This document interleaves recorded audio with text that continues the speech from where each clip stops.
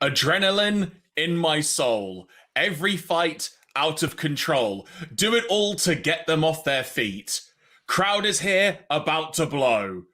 And we are BunkaMania. Welcome to the show, everybody. I am Jeremy Graves. Welcome to this edition of BunkaMania here on Bunkazilla UK, where we are talking about the wonderful world of professional wrestling. But as per usual, I am not alone. You could say, waiting for me to start the show. Out the curtain, lights go up, I'm home. It's the Dekker Dane, Iain Boulton. Whoa! This is when for all those who watched Raw, I should just stick my head out like Cody going, oh, this is fun. And then slowly sort of rise to the top. Just for the benefit of the audio listeners, I attempted the kind of humorous sort of thing of Cody Rhodes poking his head out of a box at Raw before he was elevated up onto the stage. Elevated is such a generous phrase, Iain. Maybe just cranked up the shaft. I don't know. It's like just backstage, you got two stage others going, and Vince is going, his music's playing, keep cranking. On that note, folks, once again, welcome to the show. Thank you very much for tuning in if you are watching live on twitch.tv/Bunkazilla UK. If you are checking us out after the fact on the audio version, which is available on the likes of Spotify, Apple Podcasts, Google, you name it, Dekker Dane San has made sure it is available there. Thank you very much for checking us out. We hope you enjoy the show. And if you are checking out some of the video version on our YouTube channel, which you can find by searching for Bunkazilla UK on YouTube, then we hope you enjoy this as well. Now, I mentioned we are live on Twitch just to keep paying some housekeeping. That doesn't make sense. To do some housekeeping, if you will. If you would like to give the channel a follow, we would really appreciate it. That way you can be kept up to date on forthcoming Bunkazilla UK content, such as the ever-popular monthly quiz smash, which will be returning again very soon. And you never know, Dekker Dane San may have more information to bring on that in the coming days/weeks. Who knows? I will leave that to him because he is the station controller. Well, I've been very busy. I've taken it on the road. It's been great fun at MinamiCon and KokoroCon. So yes, it will be back on twitch.tv/Bunkazilla UK last Friday of this month, which I believe will be the 29th of April. So yes, full service of Quiz Smash is back on the menu. There we go. So make sure you give the channel a follow here at twitch.tv/Bunkazilla UK. Or if you feel so inclined, find Bunkazilla UK on Twitter or even the Facebook group by searching for Bunkazilla UK as well for regular updates on our programming. This week on the show, as we were unable to do a show last week because Dekker-san has now recovered from his bout of illness, which I am very, very happy to hear, to say the least. We are going to be catching up on some WrestleMania-related shenanigans. We'll be doing a little bit of an AEW catch-up and got some other interesting notes as well. One in particular, very much pertaining to the UK, which may or may not get wrestling fans incredibly excited, especially if you fancy a trip to Wales. More on that as we progress. So, Mr. Dekker-san, Iain Sammer. Yes. WrestleMania. Shall we start WrestleMania? Let's start WrestleMania. It was a two-night affair. There was some other bits and bobs going on around WrestleMania weekend, which I'm sure we'll touch on in some detail. Yeah. I know you probably checked out one or two things. I certainly checked out a couple of things. We'll touch on those as we get to it. Yeah, in terms of the stuff for me, because I was actually at a convention that weekend of the WrestleMania weekend, and nothing says partying hard than sort of like finishing a rock party at like 1:30 in the morning, kind of going, I was like, oh, what should I do? I know, I'll get some takeout. I'll go back to my hotel room and I'll watch WrestleMania Night 1 on my iPad. And it's like I'll just watch a few matches. I'll just find out who's actually fighting Seth Rollins and all that sort of stuff. It's like 5:30. Balls, I've watched it all. Oh well, back to sleep. Hey, you know what, folks? If you've got any crazy stories like that and you're watching live, make sure you post it here in the Twitch chat because we would love to hear any crazy stories you've got about how you watched WrestleMania. None will be as simple as mine, which was I watched it the next morning and didn't check Twitter before I watched it. Ooh, la-di-da. Living the relaxed life, not in the here and now. But no, at the convention, apparently in Nottingham, there was a bar that was actually doing like a closed ticketed event showing both nights as well, which I did have an offer to, but I was just going, no, it's okay. I'm here mostly for the convention. I'll see how I feel and all that sort of stuff. Because it was around that time I started feeling a little bit in that sort of way. It didn't really fall blown out until I got home. But and then I find out the next morning as well. Even the convention kind of used their games room to watch the first night Mania as well. It's just like, I kind of watch it with people, but just watching it like 2 a.m. onwards in my hotel room with a takeaway from Deliveroo, just going. Wow. Now, it's not a pretty sight. It's not a pretty sight. I'll tell you that now. The important question to ask, though, is what takeaway did you choose to accompany your night one of WrestleMania? I think it was like, it wasn't walk to walk, but it was something similar to that. And I had like a noodle dish. Oh, so interesting choice. Okay. Or was it a rice dish? Maybe a rice dish. So I think it was rice with maybe a bit of beef and some vegetable dumplings. That's okay, I was fully expecting you to say something like a giant, just like burger joint or something, or like a pizza or something. No, I'd been sensible. It's like I'm not going crazy out for food. It's like that would be silly. Hey, you know what? I applaud you for that. But then on the Sunday night before the final evening party at the convention, I did catch a little. I watched the Tony D'Angelo match against Ciampa, and ironically, I had Italian delivered from Bella Italia, so I was going like, "Hey, there!" I'm doing my bad. You planned this far too well. So WrestleMania, just as like a broad discussion, first of all, because I think this is kind of an interesting thing to start off with. Which night did you prefer / do you think was the better night? If you'd like me to give an answer first, I can if you want to give you a moment to think about it, because I have just sprung that on you without actually giving you. I think based on some notable moments and quality of maybe 1 or 2 matches, I'd say night 1. I agree. Was probably better. I agree. I think one of the things, and we talked about it during our preview show a couple of weeks ago when we were looking at the card, is there are several matches on this card that, with all due respect, really should not have been a Mania match, and it's just like it's like you didn't have the Intercontinental Championship, you didn't have the United States Championship being defended on either one of the nights, which is just regular in years gone by. Well, it's typical WWE, isn't it? Exactly. And yes, it's like getting all the big stars on the show. I get it. I really do, because it's WWE. They want to wheel out as many people as they possibly can. But it's like matches like McIntyre versus Corbin, which was all right, even for Drew McIntyre cutting the ring ropes after the second match of the night. I'm sure the ring crew were delighted about that. Yeah, it's like it wasn't. I think the only thing, because Drew McIntyre became the first person ever to kick out at the end of days / happy days. Other than that, there's not much more to really write home about on that match, to be perfectly honest. I mean, you had the throwaway New Day and Sheamus faction on night 2, which was meant to be on night 1 before it got cut. Yeah, which all but lasted like 2-3 minutes. So again, it's like, what is this? And they're still going on SmackDown right now. So it's like really, really kind of pointless in that sense. But then there are matches that do deserve to be there. And I think the flow and the quality of the matches, I'd say from night 1, the moment Mysterio's take on Logan Paul and Miz, the show on night 1 goes from strength to strength, to be perfectly honest. Especially the way I describe that is when that was the next match, it actually felt like WrestleMania. And that's not taking away from the first 2 matches. Also, shout out to Rick Boogs, given that he got a really bad injury, which I've got to say, actually, whether it was intentional or not, the way Boogs played that, I genuinely thought that was part of the match. Well, they talked about the whole leg injury before going into the actual match. Yes, it actually felt like part of it. And then when you suddenly realise, he's legit done his quad, that sucks. Yeah. But he's a strong boy. He'll be back soon, hopefully. Definitely. But when the Logan Paul match was about to kick off and the entrances were happening, it suddenly felt like WrestleMania. And I think that's really kind of the story of night 1, those first 2 matches aside, is that it felt really big and it felt like a big deal. And that's not taking away from everything that happened on night 2. It's just the stars aligned for night 1 in particular, in my opinion.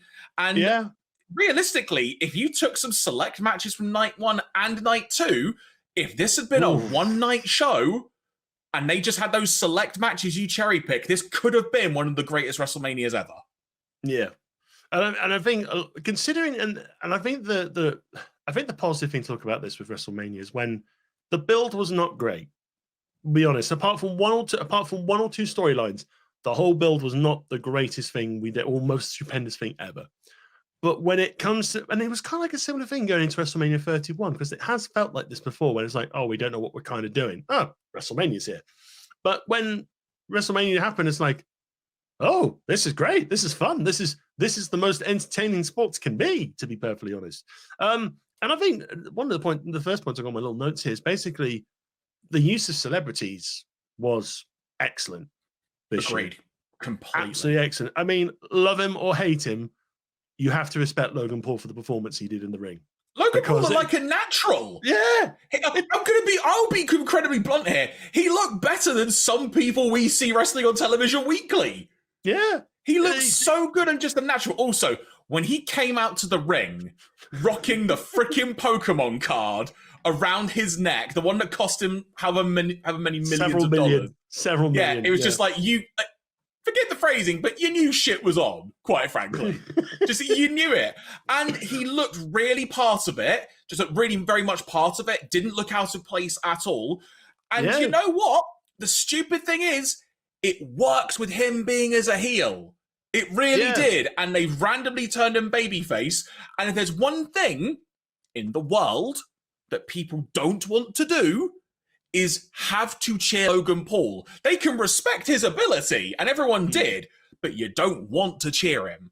So I question why that happened, but his performance was great, and that tag match was really good fun. I think apparently the backstage word is Logan Paul wanted to be turned babyface by the end of this run. If that's what WWE he had to do to sort of get his services, then fair enough. But the fact is like he's likely going to go into maybe a summer feud with The Miz. Maybe it's like they're going to revisit it at some point, and it's like fine. It's like we'll have a bit of fun there, and but yeah, by all means, it's like I think one of the celebrity matches I wasn't looking forward to was Logan Paul, and I was just pleasantly surprised, to be perfectly honest. In terms of other celebrity matches, we've got Pat McAfee. Didn't really have a concern. He was great. He's a natural. Sorry, we should clarify, Ian. His first match of the night was great. Yes, we won't. The second match. We'll get onto that if we need to. It was weird but funny at the same time. But no, McAfee versus Theory was great. And again, it's like when people went into NXT, the takeover when it was him versus Adam Cole, and everyone's kind of going, why is an NFL player getting involved? It's like, oh, it's like he's been training, he's been doing this a lot. And when you watch the video running into the match, and obviously you see that this is a big deal for Pat McAfee because he's been doing this when he's not even been in the NFL, when he's had time off the NFL, when he's retired. It's just basically all he's kind of thought about is just kind of like, I want to be a wrestler, I want to do this sort of stuff. So I can imagine seeing a few more like one-off matches with Pat McAfee. I think it's just he's good as a commentator, he's good as a performer. It's a double win. And whoever was the bright spark that decided to license him Seven Nation Army as his intro theme deserves a raise, because as soon as that drum beat, that little guitar riff hit, and then the drum beat kicked in, it's like they've won WrestleMania. They just have. The crowd's eating out of that. The crowd's eating out of his hand. Shine along, all that sort of stuff. And again, it's like in terms of music and wrestling presentation and stuff like that, having licensed themes, and it's worked with AEW. Things like Wild Thing for Moxley, Jungle Express of, or as I call it, the Jungle Song.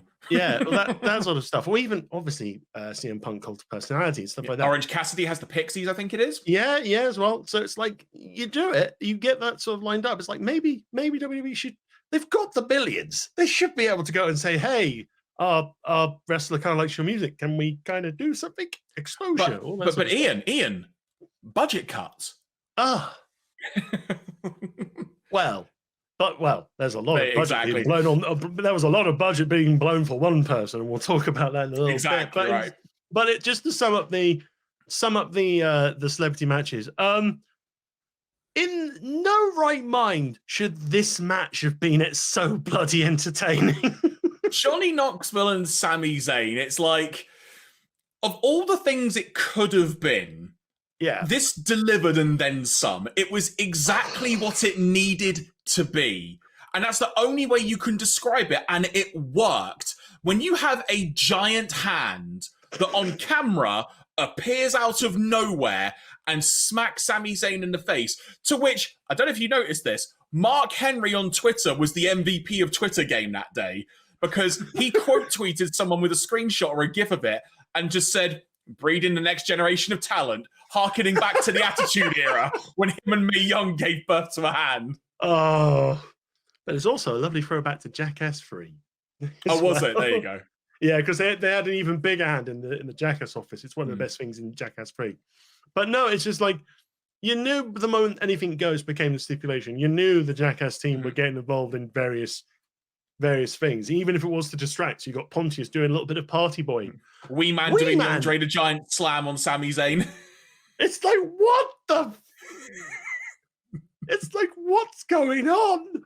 It's like, when Wee Man appeared and started beating up. So also, the funniest part of the whole match was clearly Wee Man was laying it in on Sami Zayn, and he gets pushed in the corner, and then Sami Zayn does one of his haluva kicks on him, and the still image of Wee Man's face just getting utterly pummeled. If there was ever a definition of like a receipt of payback, that was it. It was such a hard kick. Oh, and then obviously you've got the table of mouse traps, and then the giant mouse trap, which almost kind of decapitated Sami. The fact he was having to play around going, I can't get out, someone help me. And just it was wonderful. Yes, for some people out there, it was obviously it wasn't good if you were looking for wrestling quality, but entertainment quality, this was great. It didn't get a Meltzer star rating. Now, did it? Oh, didn't it? I don't know. No, Meltzer refused to give it a star rating because it wasn't wrestling. Did he give a star rating to the surprise match of Vince McMahon and Pat McAfee? I think he may have done. That better have got -5 stars. Let me have a look at them because there aren't many matches in this world where you have to run into a clothesline. It's not you taking a clothesline; it's you running into it. I have the ratings here from go on. Here we go. So, yes, he did not give it. There was no rating given for Zayn versus Knoxville. I mean, you know what I was saying though. There's one way of looking at that, and that is, at the very least, there is no kind of star-based opinion, which is kind of open to interpretation. Then, but then Logan Paul and The Miz got 3.5 stars. That sounds fair to me. McAfee versus Austin got 3.75. Fair, very, very fair. McAfee versus Vince McMahon, -2. I'll accept that. I wanted -5, but sure. I mean, the closest to a lowest is Bobby versus almost at 0.5. Oh, speaking of Vince McMahon and Pat McAfee, did you notice? I don't know if you caught us when you were watching it live. Did you notice how Vince McMahon, before he did the world's worst take of a stunner ever in the history of man, did you notice how he nearly gave away that Stone Cold was coming out before it happened? Yeah, because he seemed sort of startled by the music. It's like, wait a minute. It's like, wait, it's only Austin Theory's music. Only Austin Theory's music. Oh no, it's like the moment that happens, like, yeah, Austin's coming out, isn't he? He is, isn't he? It was wonderfully bad. Yes, the Vince McMahon Stone Cold Stunner is irrelevantly shit, but it's magnificent shit. Put it this way, you know it is, when you think about it this way, and this is me speaking as like a fan that grew up during the Attitude Era and stuff, of all the times over the years Vince McMahon has had to take a stunner, he's never done it well and all right. And the final time ever he is likely going to take one, it's the worst ever. And Steve Austin, the moment it goes wrong, he is belly laughing. And it is such good fun, him laughing at the fact he knows this is the last one he's ever doing to Vince McMahon. And it was utter crap. It was so great. There is a great list from Parts of Unknown, one of the official channels of Wrestle Talk, who they've done the best and worst examples of a stunner. So Vince McMahon takes up a good number of the worst people to take stunners. Even Donald Trump's in that list. The best person to hit stunner apparently is Shane McMahon. Yep, it's the one where he spews beer out, right? Yes. It's my favorite one. It always used to be in the like the My Way video, I think, for WrestleMania X7. Yeah. Yeah, that said, Austin Theory took a mighty good bump. Even stunner. Even McAfee took the stunner well. It's like he just done it, just spat out his beer, and he just rolled out, and it's like there's this wonderful gift of him just lying on the going, you enjoyed yourself, Pat. You enjoyed yourself, Pat. So, you know what? This seems like a good segue. So, Stone Cold Steve Austin, the main event, if you will, of night one, ended up being the Kevin Owens show. And there was kind of a notable, when Austin came out, not only was it a really fun reaction and like Kevin Owens just crapping all over Texas again, it was good fun. But one of the key things, from my opinion, that made me think, oh, something's definitely happening is Austin was wearing knee braces, and I got excited. Do you know what time in the show he actually came out on the stage? No, what? The 3-hour 16 mark. No way! They win. They win. They win wrestling. Won. Wrestling's won. But yeah, it's like the knee braces on. It's just like, considering it's like you do not put a talk show segment at the end of a big pay-per-view like WrestleMania without something big going on. And it's like, yeah, the fun chat beforehand was fun. It's just like Owens is talking and Austin is clearly looking ready to beat the ever-loving shit out of him. But it's the drop of when Kevin Owens is going, sorry. It's the drop when Kevin Owens has gone, I didn't really want to sit here and talk to you. I kind of just want to fight you. And it's like, we're both banged up. I think it'll be fun. Let's have a no-holds-barred match, and I'll put you in your place. And Austin just goes, all right, fine. And it was that moment when he said, I started my career in Dallas, Texas, and I get to end it in Dallas, Texas. And again, speaking as someone who grew up during the Attitude Era and saw like the height of Stone Cold, there was a moment. I mean, this is going to sound weird. I genuinely kind of started welling up a little bit because suddenly there was like really young Jeremy just thinking, oh my God, like I'm actually kind of getting goosebumps thinking about it again. But there's just that moment of I'm going to see his actual final match, but I know it's his final match as opposed to Mania 19 when, because I wasn't smart, quote unquote, then. Yeah. So I didn't know there was stuff going on like that and whatnot. But it was just really good fun. The moment he took a freaking suplex on the concrete, I had two reactions of what the actual F? And then it's like, oh, shit's on.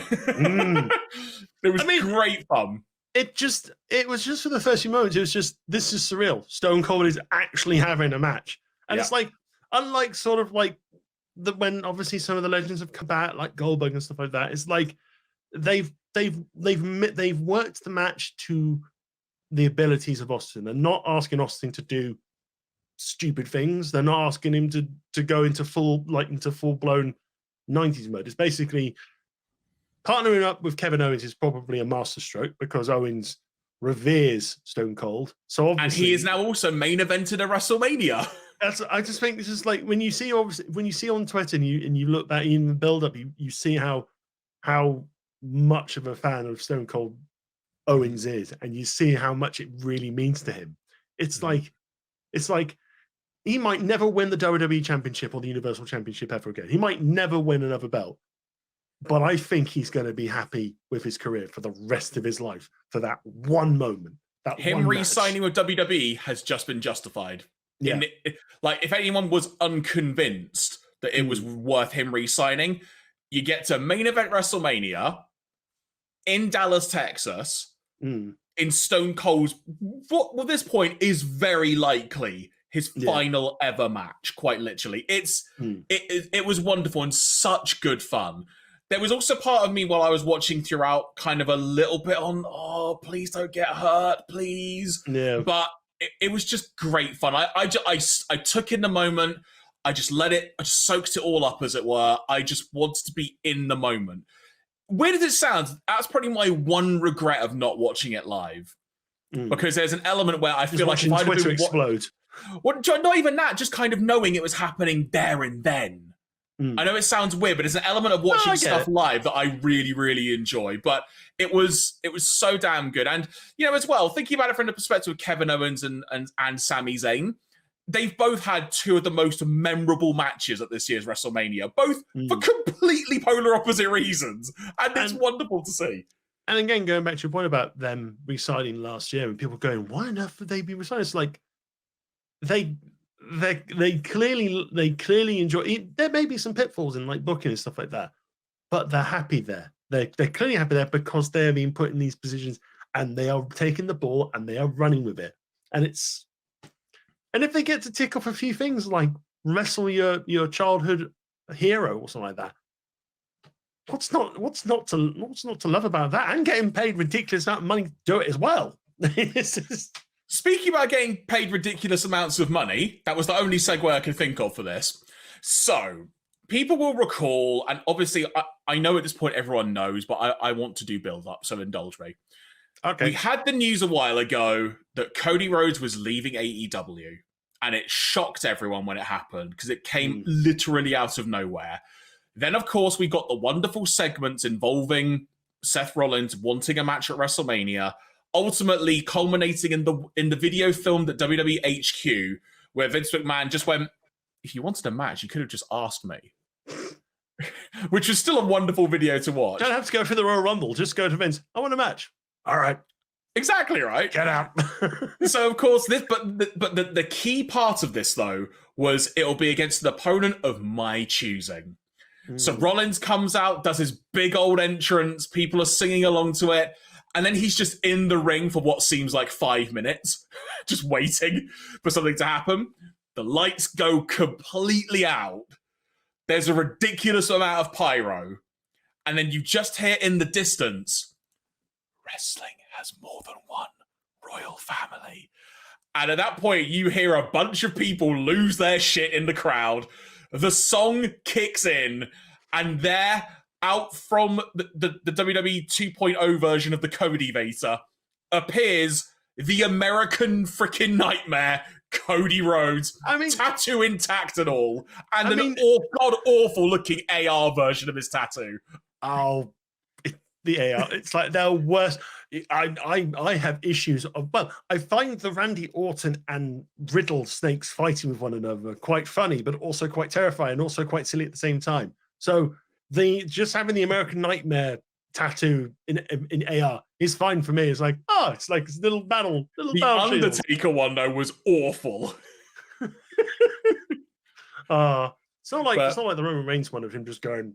I mean, I'm hard pressed to say. Right. It's all right. Look, okay, I'm going to digress. Which is the worst AR recreation?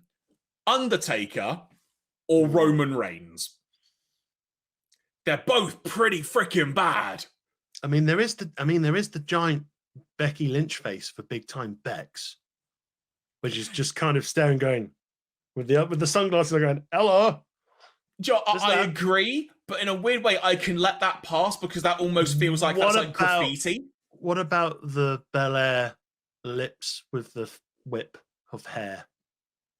I mean, that does just look a bit freaky, but we're not actually getting like a recreation of a person. The Lily doll. Anyway, so Cody Rhodes' music hits. He comes down, and it is literally AEW Cody Rhodes at WrestleMania with people absolutely losing their minds that this is actually happening. I was losing it watching it on a delay. It's like you just go, it's not good. It's like it's going to be different.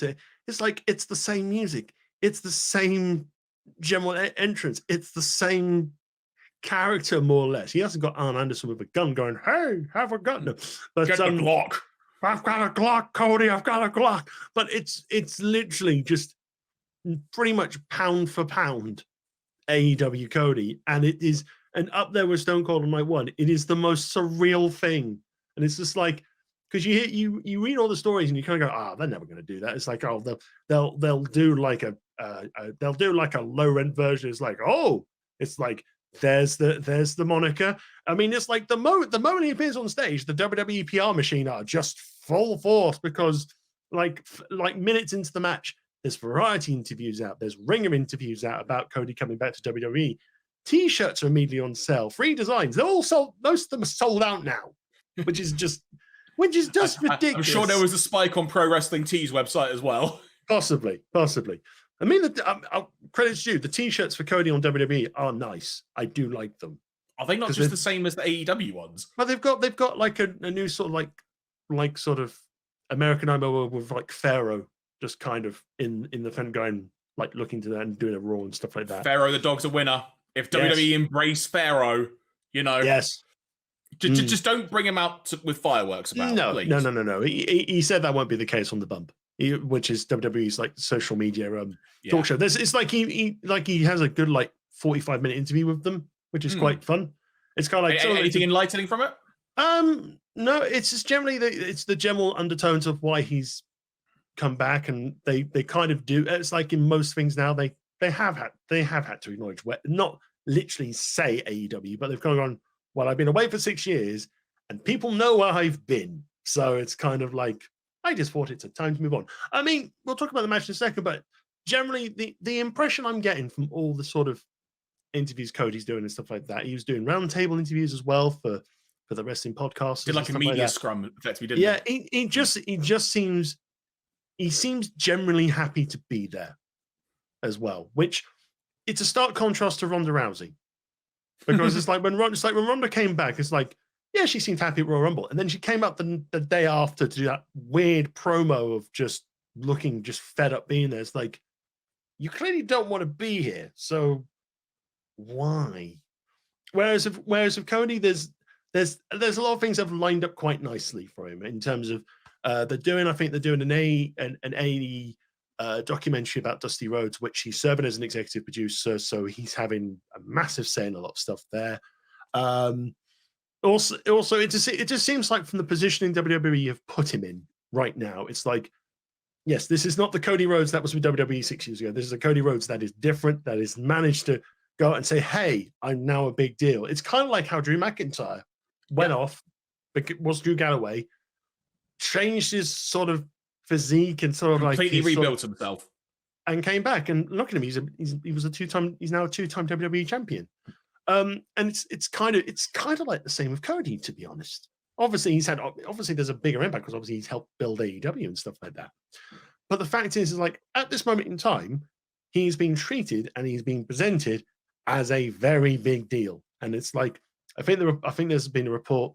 There's been a report. I need to check from who, but generally, in terms of top baby faces, he's like one of the top two. They've marked him out now in Raw as one of the top two. And it's like beats Rollins on his first night back. Great match as well. Great match as well. Really good match. Had a nice sort of simple squash match against Miz. But there's this wonderful thing on with Miz TV this past week on Raw, where Cody is talking about, he's using terms that aren't really supposed to be used as terms. It's like, I'm here to win the WWE Universal Championship belt. And Miz goes, it's a title, it's a championship, a belt holds up your title, it helps up your trousers. And it's like I'm gonna. There's proper inside baseball there, right? Yeah, it's kind of like I'm gonna beat all the best wrestlers from WWE. No, they're superstars, wrestlers. I don't care. And it's like the thing is like they're letting do it because it's like it helps with the character. He's coming from outside, and he's clearly being positioned as sort of like he's outside the system. He's challenging. He might be challenging the system of WWE. Who knows? Either way, he's unique. He's unique, and you can't really say that for. Even though the talent is great for WWE, you can't say many have like the aura, the presentation, the sort of like the reaction Cody Rhodes has right now at the moment. I mean, fans love him at the moment. It's good. It's fun, and I'm excited to see where it's going. At the moment, we know two things. One, he's rematching against Rollins at WrestleMania Backlash. I think the story, because I've not seen Raw and stuff, but from what I've anecdotally read and heard, it's effectively Rollins going, this time I know it's you, so I'll be ready. I still think Cody's going to beat him at Backlash. Yeah. And then long term, Cody pretty much said it. He wants to win the title that his father held. Or never held, or never literally held. So basically... he never literally held, because stuff. Championship advantage. That was a good, even though it's like it was reported being scripted, it was a very good promo on the Raw after the Raw after Mania. With it's Cody. He's great at the stuff, isn't he? He just is. Yeah, and it's like, yes, it's kind of, things seem a little bit signposted, but you know what? I'm excited. And this has been said by other wrestling podcasts and stuff like that. For WWE, if they have a hope of luring away AEW talent when their contracts come up very, very soon, like an MJF or a Jade Cargill, they need to demonstrate that they're going to be treated as a big deal. This literally needs to be the blueprint. Yeah. And if they can get it right with Cody, who knows? MJF probably will just saunter straight over to WWE. No, I don't know. Maybe. Who knows? But either way, Cody is the litmus test. Yeah. Now, obviously, there is an argument of Cody's been there before. There's other, things you could take into consideration.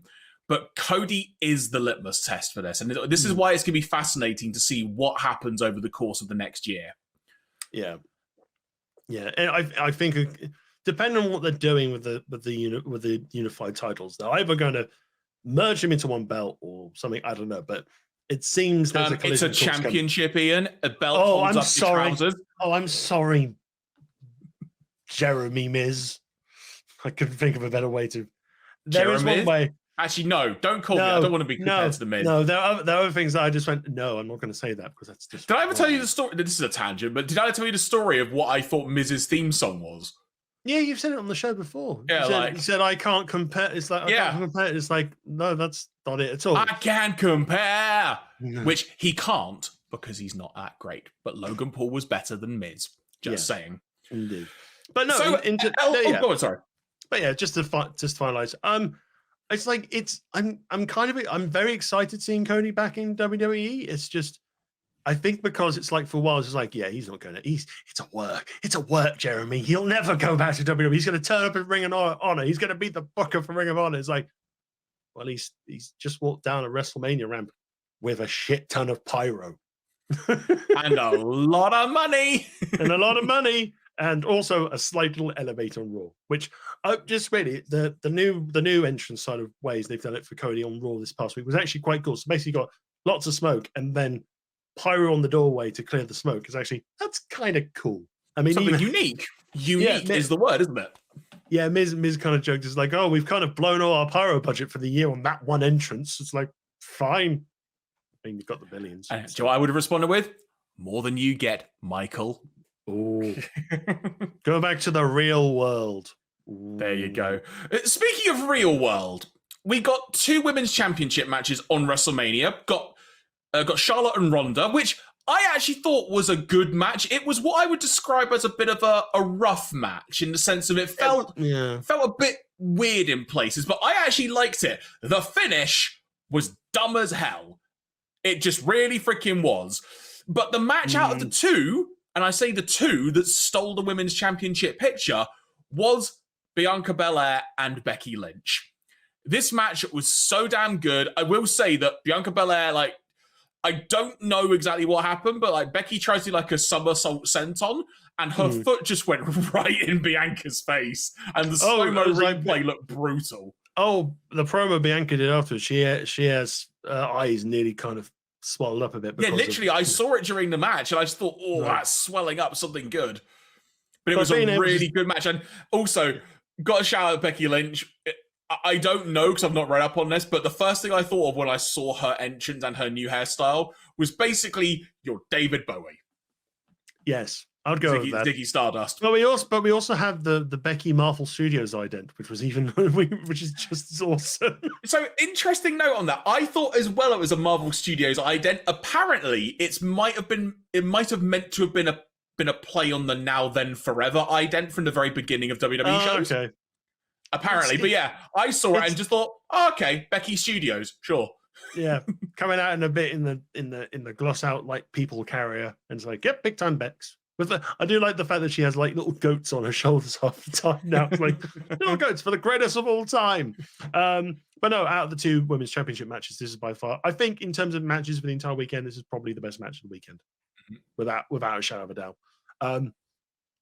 And again, it's like, strange enough, we sat here months ago literally pissed off about the SummerSlam booking. But you know what? It played out. You just said it a minute ago when it comes to Cody, like, let's see where it plays out and like long term where it goes. This was exactly what it needed to be. Even though at the time we were all like, well, where the hell is this going? And Becky turning heel, like it makes sense. It paid off. It works. And that's the main thing. They had a nice little throwback to it at the start of the match as well. It's like you thought the match was going to be over very quickly with Bianca sort of trying to hit KOD and so forth. Even there was a manhandle slam as well. So it's like little nods, like clever storytelling. It's like, when WWE think about it, they can do it. It doesn't take much. It doesn't take much, but they get distracted a lot. Just a note, you know. And last but not least, we have a unified champion. It wasn't even bloody surprising, was it? It was Reigns. It was great fun though. It was good. It wasn't like the finisher fest of WrestleMania 34, which peeved a lot of people off, including myself. But the fact of the matter is, it's like, again, this is like the most interested everyone had been in the characters. So it's like, it was a decent little match. I think there's a possibility that Roman damaged his sort of tricep or something like that. Really? Yeah, because there was a slight audio thing of him telling Paul Heyman something's out or something's dislocated. I don't know. But the fact is, it's like he's still playing on shows and he's still kind of hinting that he's going to have another match soon because Nakamura has suddenly turned up and gone, hey, I want a championship match, please. I wonder if that was always by design or if that's kind of because of the Boogs thing. Like maybe they were going to eventually build to this. And maybe they fast-tracked it. Not saying that Boogs was the reason Nakamura was being held down, because I still think they're a great act together. Like the entrance, also, shout out to Boogs and Nakamura for having a sponsored entrance. I don't know if you noticed, but it was really, really funny. And just being color coordinated with like a drink or something, it was really dumb and fun. But the idea of Nakamura and Reigns actually intrigues me. It genuinely does. Yeah, I mean, in terms of working... Obviously, you can't see Nakamura taking a belt off Reigns at all. But in terms of, I think they were trying to allude to this sort of match a few months ago or something, and something just didn't happen. So, I mean, I think it then kind of like spun around to Balor for a little bit. But I mean, it's like we haven't seen them in a proper match like this before. So it could be, from the wrestling standpoint, it could be fun. I mean, I did like the promo he did on SmackDown when Nakamura came out.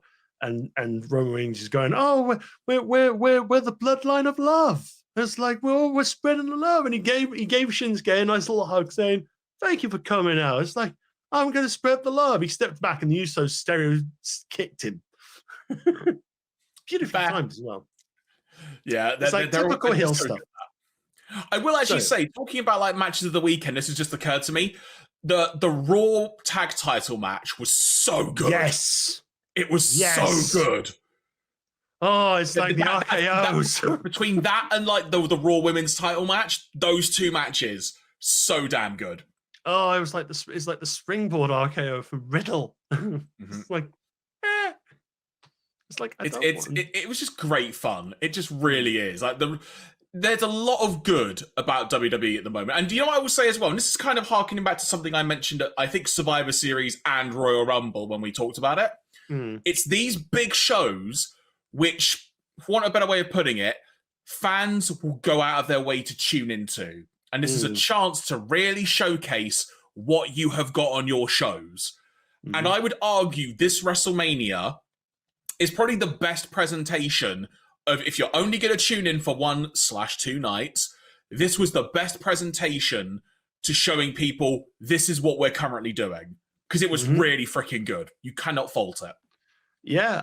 Well, okay, you can actually, but you know what I mean. On a baseline level, if you want a great showcase of what WWE is currently about, this was a great advert for it. The negatives for this WrestleMania are outweighed by the positives. There's a lot more positives coming out of WrestleMania. Yes, there have been some kind of matches that shouldn't have been there. There have been some disappointing sort of matchups and stuff like that, but a lot of stuff kind of did what it set out to do, and then some in some cases, especially with the celebrity matches. So I take it as success. I think it's probably one of the strongest WrestleManias in a considerable time.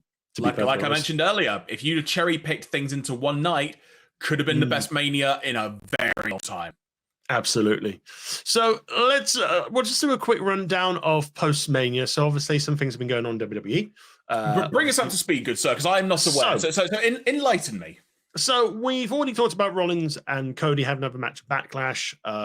That's happening. It's a simple. Rollins just went, I want a rematch. And Rollins went, all right, fine.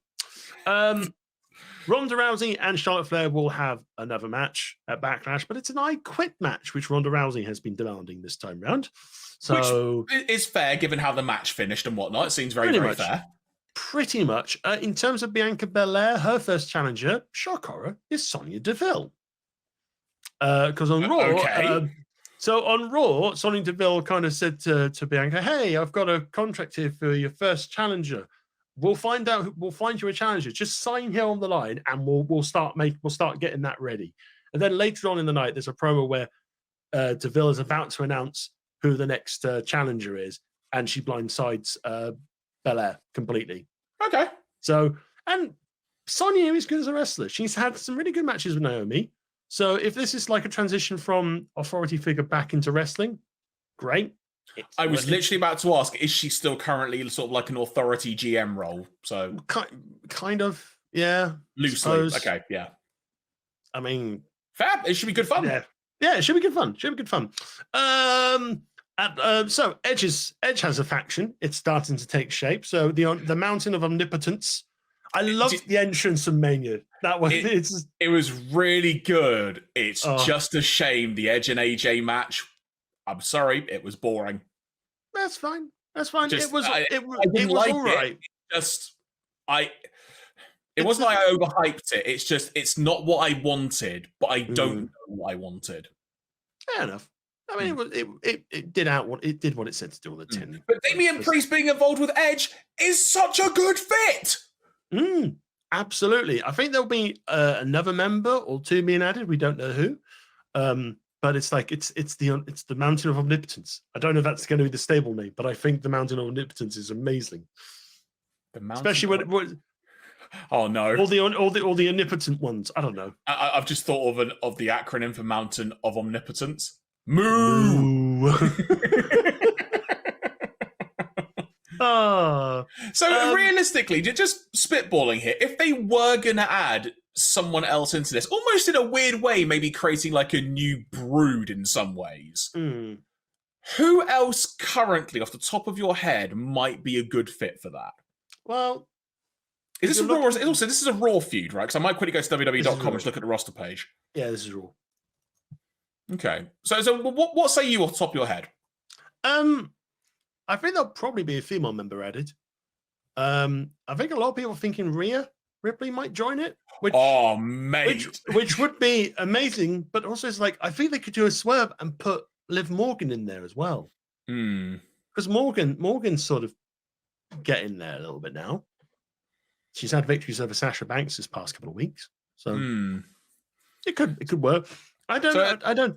Let me sort of run down a few sort of random people on the Raw roster page. Like Cedric Alexander is listed here. I don't know what he's doing currently. I'm just mentioning people. He's still tagging with Shelton in the versus Fallout. I don't know. Sorry, it was really confusing because Jimmy Smith, the announcer, is listed as a Raw talent. Jimmy Smith could join it. Jimmy Smith can join it. Balor could work. You know what? I don't know his exact role right now. I would, but he's been having a feud with Priest, so that wouldn't make sense from a storyline perspective. Okay, let me try and pinpoint someone else then who could. I mean, there's definitely one new face on Raw, which people thought might be possible, but probably it's not going to work at this stage. It was Ciampa. Ciampa's now moved to Raw. Mate, Ciampa would be a great fit. But he turned up for like a comedy backstage segment. Well, he wasn't doing the comedy. He was just being the straight man of just going, oh, okay, well, I don't think that man's different to what he said he thought he was. So probably, yeah, there's maybe a couple of months down the line, maybe. I don't know. I think I'm intrigued. I'm intrigued to see what happens, but obviously we need good wrestling to go with the character building. We're not getting good wrestling with the character building. Boring. But you know what's really working well for Moo currently is that Edge is a fantastic talker, and it's nothing against Damian Priest's ability. But if you ever want someone to be a hype train for you, Paul Heyman is a surefire hit. Edge, I would say, is a surefire hit as well in that sense. So if it's a way of keeping him about and relevant, but helping to build someone from the next generation, I think long term, this is going to be fantastic. I think so. Let's hope so. In terms of other things, Veer Mahan has finally turned up on Raw. What? Yes! He turned how long did that take in the end? Probably about, I think, 4 or 5 months. Oh, good job. But he turned up and murdered Dominic Mysterio, and he did it again this past week on Raw, so he's clearly a heel. Poor Dom, you know. Poor Dom. Everyone wants to beat up a Dom. It's like, well, here's Veer. Deal with it. In terms of like belts and so forth, I think there's Fred's. I'm sorry, what? Sorry. Championships. Thank you. There we go. So I'll drop that now, I promise. I know. I think there is possibly a storyline beat of the tag titles being unified because Roman said we want more gold. Go get us the Raw Tag Team Championships. I'm game with that. Let's do that. I mean, it would. What if Roman turned up on NXT and said, "I want the new multicolored NXT title. Give it to me." Don't. Oh, it's the Roman Reigns belt collector. Oh dear. Surely he would just melt that down into like a gold necklace, like what happened in 1995 with the Undertaker's urn or something. Possibly. So we got that. In terms of other appearances now on the main roster, Raquel Gonzalez is now on SmackDown, but she's now Raquel Rodriguez. Okay. I'm not even going to ask why. But it's probably because Raquel Gonzalez is actually her real name, and they can't trademark someone's real name, so they probably just change the spelling. That's all you got to do. Add another Z. You know. I don't know how WWE's creative works. And 2/3 of Imperium. Hang on, wait. Sorry, no, wait. I need to pick up on this. So Raquel Gonzalez can't use her real name / the name they've been established as. But Tommaso Ciampa can. It's probably because they've worked a deal out of some sense. It's probably a level of what the contract states or something like that. If they're able to kind of, I don't know if they've trademarked Tommaso Ciampa's name because all they've done half the time is like Blackheart and stuff like that. So I'm not in the know about how they've gone about names. But majority wise, my understanding is the reason the name changes come into red is because that the people who own the names originally say, no, you're not trademarking it. So it's like, you're not making money off my name, which makes sense. It's just the rest of stand up for what they kind of believe in a sense. If Io Shirai ever gets to the main roster, I dread to think what name they're going to give her. Sharon. There we go. Man. It's Sharon, the Empress of the Sky. Or Sharon. Sharon. Oh no, that's Dragon Ball Z. Yeah, no, Sharon. There you go. Sailor Moon's in NXT at this point, isn't she? Yeah. So 2/3 of Imperium now on SmackDown. Ooh. So oh God, here we go again. So on the NXT prior to SmackDown, Fabian Eichner. I get a feeling you're going to break the bubble for me here. He walked out on Imperium. So okay. Marcel Bartel and Gunther have now gone to main roster. I'm so game for that. However, Ian, don't ruin this moment for me. What's happened? Hang on.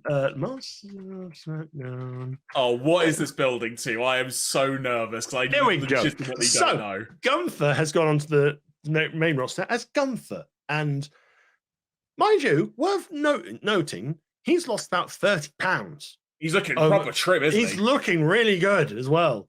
But Marcel Barthel has been given a new name. Okay. So Selfie just saying, wait, that's not even his real name anyway. I know. Do you know what? I'm not going to continue. I'm not going to labor the point. So to obviously make his name even more German, I'm ready. He is now Ludwig Kaiser. It is an all right name. I'll be honest. It's not a terrible name, but hang on a sec. I want to check something here. What are you doing? Yeah, Kaiser is the German word for emperor. So Ludwig Emperor, effectively. Fine. And then just Gunther. Gunther. They couldn't even call him Gunther Walter and just add another L in. Walter Gunther. Walter Gunther. There you go. It's simple. I've been saying this for weeks. Just make it a 2-person name. Everyone can still shout Walter because it's part of the canon. But so Gunther had a squash match against a local jobber, which again had the typical had the typical Walter will now completely cave in your chest with a slap. And also a boot to the face. I'm just saying this now. I need to see Walter, and or Gunther versus Brock Lesnar. I need to see this happen. And maybe it depends on I think Brock's latest run of his contract's all done now, so it might not. On the basis we won't see him again for a while, I need to see Walter/Gunther versus Roman. I mean, if they can build him up and they don't F it up, and it's WWE, so there's a possibility it might happen. Well, especially with Ludwig Kaiser. But they've got lots of opportunities at premium live events in the near future to make it worthwhile, surely. Well, I mean, it depends if they give him. But I mean, heck, if you want a dark horse to win Money in the Bank this year, there you go, Gunther. There, that'd be amazing, something like that. But we'll see. I mean, it's only been 1 week. Everything can change in a week. Who knows? They might end up merging with Sheamus's little fight factory of Ridge Holland and Pete Dunne, aka the new Scrappy Doo. What was Pete Dunne on at WrestleMania when he came down to the ring for his Scooby 2 minutes? Scooby Snacks, Jeremy. Scooby Snacks. Also, there was another screenshot I saw doing the rounds. I think it was after Ridge Holland had won the Andre Battle Royal. Did you see the typo that was doing the rounds on the graphic when he was being interviewed? It was the Andrew the Giant Memorial Battle Royal winner. Oh, that was Madcap Moss. Was it? Sorry, I got my people confused. Sorry. It's okay. And also Madcap Moss has now turned face and kicked Baron Corbin up the backseat. I mean, that was kind of what led to the Mania match with Drew ending, so that makes sense. Yes. So, last thing before we move on to other wrestling, other wrestling areas, I'm going to upload something to show on the screen for the benefit of everyone else. Don't worry, you are going to see. Well, we will describe this to you. We also had a very interesting debut on the Monday night after Raw. One which was it Veer? No, it was someone completely left field and brand new name. It's this wonderful man called Ezekiel. Wait, what? That ain't that Elias? No, it isn't. It's not. It might look like Elias without his beard and in trunks. I feel the need to point this out now, just for the benefit of everyone, not just video and or audio. I did not know this. So I am genuinely very confused at the image I just saw, which appears to be Kevin Owens and a very clean-shaven Elias in the ring. That's not Elias, though. That's Ezekiel. That's Ezekiel. That's his name. That's Ezekiel. He's Elias's younger brother. I kid you not. Okay, look, Ian, in the interest of asking you a genuine question, are you having me on? I mean, that's what we've been told.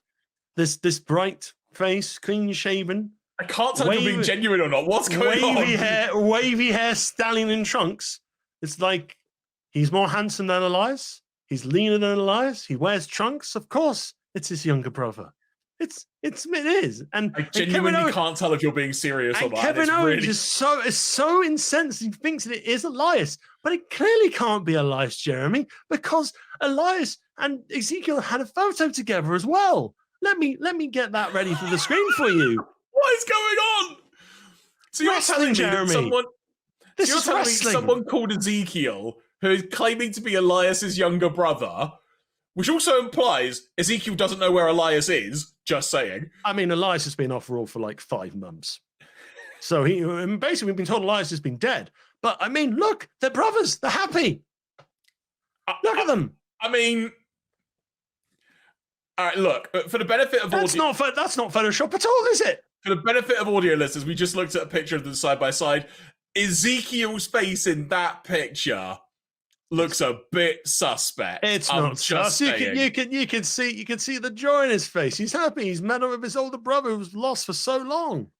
He's found him. He's walked with Elias once more. And now he's come to Raw as Ezekiel.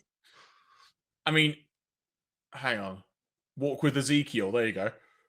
That doesn't work. That's not Walk with Elias. It's Elias WWE. How does He's it not Ezekiel. work? He's Ezekiel. He's Ezekiel. He doesn't have a guitar. He's not trying to do songs. He's there with his wavy hair and his lean body and his trunk saying, hey. All right. Wave with Ezekiel. There you go. Oh, this is 100% Elias. This is like one of the. It's stupid, but it's working on WWE. But the thing is, though, it's with Kevin Owens. I'm just imagining what this is going to be building like now. Basically, Kevin Owens came out to kind of go, okay, Austin beat me, fair enough. Random music hits with the words Ezekiel, and out comes Ezekiel, and everyone's just going, who is that guy? And Kevin Owens just goes, Elias? it's like no, I am Ezekiel, his younger brother. And basically they've been doing backstage bits of where Kevin Owens keeps coming up to Ezekiel with other people saying that's not Ezekiel, that's Elias. And they did it with Ciampa this week, and Ciampa just went, I think he's Ezekiel. He looks like Ezekiel. I've not really met this Elias person for a while. What's wrong with Ezekiel? And it's like Kevin's having a literal meltdown over this.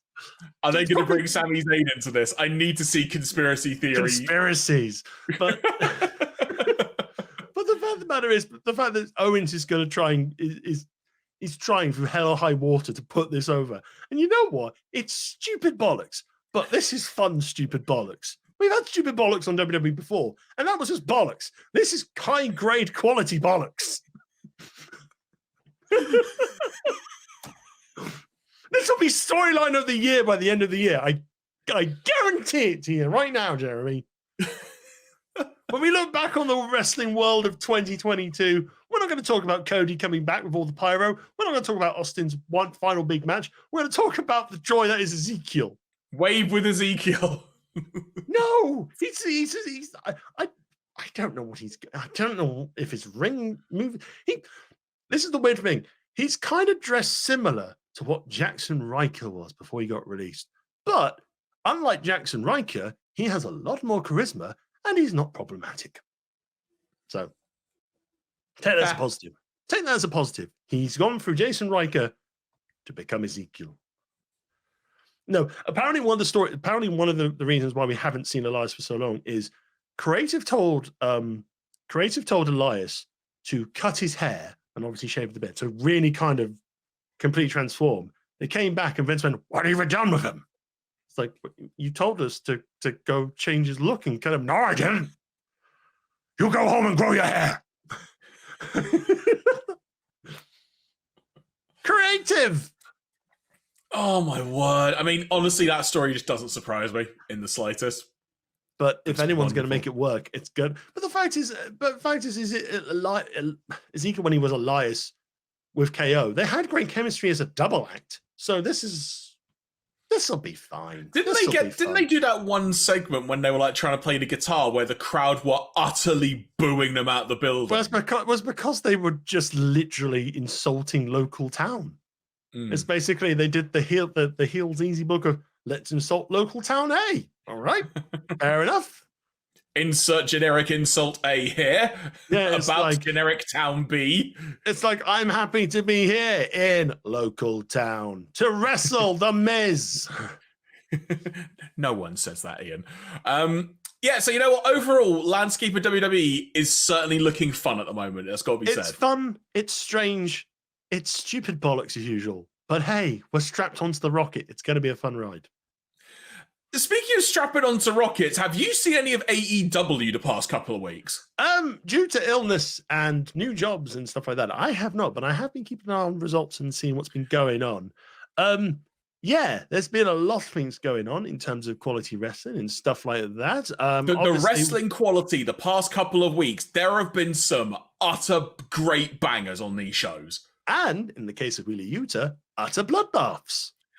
Mate, this match was so good on Rampage. And I should say that the way I'm sort of going to try and, in the interest of trying to not make this show go on forever, because I appreciate I'm one to talk, I'm sort of trying to split things down to like 5-ish bullet points when it comes to a brief AEW catch-up. But yeah, the quality of wrestling has been off the charts. We've had Yuta and Moxley, as you mentioned. We had FTR and the Young Bucks having their rematch, which was also really flipping good. Just overall, there have been some damn good matches on AEW recently, both on Dynamite and Rampage. So if you really want great wrestling quality, folks, go out of your way to watch this stuff. It has been really, really great stuff. And yeah, speaking of Wheeler Yuta, it looks like he's been officially, I was about to say indoctrinated, but that's not the word I was going to use. He's officially been welcomed into the Blackpool Combat Club. He got the respect of Regal. He shed his blood for the club. He's now in. Shed his blood for the club. That's a good shirt name. Also, I've got to say, one of the fun things in recent weeks is every time Regal is on commentary, he's genuinely having fun and is almost just happy to hear how good the established commentary team is. And he's always like, hello, Mr. Schiavone. Hello, Mr. Ross. Man in the mask. How are you tonight? Oh, hello, you man in the mask. Oh, how delightful. It's so great watching the Fight TV feed because every time during the commercial break, Regal is like, that's such a good observation, man in the mask. I don't even know why I'm here. It's just such good fun.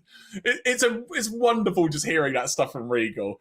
But yeah, so if you want some great wrestling, the past few week shows, pun not intended, or intended in some ways, have been dynamite. There have been some damn good matches on these shows. Elsewhere, this coming Friday, Good Friday, as it is because of the Easter break and whatnot, it'll be a live Rampage. It's an earlier than usual broadcast of Rampage as well. I think it's like 7 p.m. Eastern, which is... still late for us. It's about midnight-ish, I think. Maybe midnight 1 a.m.-ish. So it's potential to stay up for it. But the main event is going to be live on this live edition of Rampage. Adam Page versus Adam Cole, Texas Deathmatch for the AEW title. Battle of the Adams 2. Yeehaw. So, I don't have to respond to that. Yeehaw, Jeremy. Yeehaw. Cowboy shit and all that sort of stuff. So Rampage this week, and I think they're also taping Battle of the Belts, which is going to take place or be broadcast the next night as well. They're doing another Battle of the Belts. Yeah, and that's going to have Thunder Rosa and Nyla Rose, I believe, as one of the featured matches, or the featured match. No, okay. So you sound delighted. Yeah, it's kind of like, I kind of get the feeling how Battle of the Belts is kind of like, we want to have a title match, but we're not going to change the titles, and we're just going to. For now, yeah, we'll exhibition matches. We shall see, but yeah. So this Texas Death Match is probably going to be a great laugh, and the fact it's going to be on Rampage as well. Last time we had a really high-profile singles title match on Rampage, it was Christian Cage and Kenny Omega. And that match was freaking phenomenal. Do you think Page would lose the title to Cole here? I don't think he will. If they're going to do it, they'll do it here. But the tease going around from recent weeks is Punk wants the title. So one would assume whatever the result of this is, it's going to lead to Punk being the next / first challenger. I'm still of the belief if Punk's taking the belt, he'll take it at double or nothing. And it'll probably be from Page. So, I still think it'll be a good match. I'm looking forward to it. It'll be a good match. Yeah. Usually, Texas Death matches are good fun on AEW. You don't see them too often, so it should be. Last one was Lance Archer and John Moxley for the IWGP US belt. No, it was Lance Archer versus Hangman and Page for the AEW World Championship. Oh, I was halfway there. I got Lance Archer. Whoa, living on a prayer. Oh, mate. John, here's a random tangent for you. Apparently, John Bon Jovi's voice on the tour in the US at the moment ain't that good. Google it, folks. It's interesting. Oh, living on a prayer. You might not be far off. So, in new debut news, as it were, new acquisitions, Samoa Joe is all elite. And I was very happy about this. Now, I did watch Ring of Honor's Supercard of Honor show, so I might talk about that time depending. But Cliff notes, He came in at the very end of the show as a post-main event surprise to assist what was going on, because Jay Lethal has now turned heel from that show, which is going to play into other things. Wasn't he beating up poor Jonathan Gresham? He was beating up the now undisputed world champion Jonathan Gresham. But so Joe arrives and is immediately announced as being All Elite afterwards, and then is then told, well, is then announced he's part of the Owen Hart qualifying tournament. His first opponent is Max Caster of the Acclaimed. Well, he didn't survive long, did he? No, Joe killed him. But the best part of this, in some ways, aside from the brutal beating, was Max Caster's rap. He talked about how, like, when, you know, I can't remember all the lines, but the fun one was like, hey, why have we hired this guy when we were beating them in the ratings? He was the champion, kind of thing. There was lots of little digs like that and stuff. And it was it was a really fun rap, and then Joe just killed him. It was so good. It was such good fun. But then, as AEW are one to do when they're rapidly running down the card and somehow Excalibur is talking at 1,000,000 miles an hour without fluffing his lines, they just casually announced next week on Dynamite for the ROH TV title Samoa Joe v Minoru Suzuki. It's just a casual match. Not like two people are literally going to kill each other on TV and it's going to be amazing with stiff shots. It was that thing. It was like one of those things where the graphics just flashed up, you heard it, it moved on to the next one. I had to pause and go, wait, what? It's because the talent's there now. It's not as exciting for the talent, for the commentators to talk about. It's like, and next match will be Minoru Suzuki versus Samoa Joe. That should be a good match. Yeah. Let's move over to the Owen Hart tournament, where I think you'll see this person is fighting this person for a place in the tournament. Don't worry, people. Don't get too excited about that Suzuki and Joe match. It will be all right. Be fine. We're reining our expectations. Also, tag team title match next week as well. it's like, whoa, sorry, we got a little bit too excited here on the AEW commentary desk. We don't really like to get too excited too much. Do we, Masked Man? No. No, absolutely not, Mr. Regal. So, speaking of the Owen Hart tournament, we're getting more. I'm going to carry on here. I'm going to fight through this. I just want like the most sort of like subdued commentary desk. Excalibur being so excited, and just at the end, William Regal going, "Of course, that's lovely." Just imagine Excalibur being Blur from the Transformers, like in Transformers the movie. There you go. It's like the weirdest sort of TV daytime talk show group you could possibly get together. It's like it's gonna be a slobberknock. It's gonna be a slobberknock. It's Sting. Team Taz going, Soho Ruby, Soho Ruby. Stop it, Taz. Stop it now. Did you see? I need to say this right. This happened a while ago. Taz was doing commentary on AEW Dark with Excalibur. And I think it was Emi Sakura, who comes out, who's done the Freddie Mercury sort of gimmick for a while. And she came out to her song and Taz was singing along to it. And so Emi Sakura shared a video of Taz singing along to the entrance and she was so happy. And then someone shared with her a video of Taz singing the Ruby Soho song. And she literally quote tweeted and went, wait, what? It's not just me? What the hell? Well, with Taz trying to do Ruby Soho, he always gets the words wrong. It's so good, though. The wrong order, and it always turns up a botch-made. It's so good. It's so good. But sorry, I digress. Anyway, so Owen Hart tournament qualifiers are continuing on the women's side of the bracket. Toni Storm is also now All Elite. She made her debut defeating the Bunny. You could tell Toni was genuinely emotional. Like the crowd on Dynamite last week, holy crap, they were great. They lapped up everything they got. I say Dynamite and Rampage because that was also where Rampage was taped. But so Toni Storm is in as well. I believe Jamie Hayter has also already qualified. I missed Rampage a few weeks ago, so I haven't actually seen the match. But they did do a little tease backstage of the two of them maybe having a match. And given how they've both wrestled in Japan, and they're both really good wrestlers, this match should be pretty damn good. Just saying. Is Hayter still with Baker? Possibly. I mean, she's not with Britt Baker at the moment. Not trying to make this rhyme even more, but no. No, it's just like I just need to remind us, like It's like, and has Baker done anything since she's lost the belt? I don't know. It's like I said, it's been a busy couple of weeks for me. So some things honestly, I don't even remember seeing Britt Baker on the show, literally. Okay, fair enough. No worries. Disappeared. Now, Hikaru Shida also qualified. I assume Serena Deeb will be qualifying because there was a tease of those two having another match with each other, but I don't think Deeb has actually qualified yet. Because the feud, it must continue. And the final match I have seen so far, so forgive me if I've forgotten anyone else who's qualified, everyone listening. Red Velvet defeating Willow Nightingale. Now, Willow is actually a wrestler who was actually part of the ROH Supercard of Honor show and had a really fun match against Mercedes Martinez for the interim ROH World title. She came up short in the match, but she's got a wonderful presence about her. And she's all about body positivity and stuff like that as well. Good. And the crowd was so into Willow, and deservedly so, because Willow's really cool. And this is one of the few times where I actually feel like, you know what?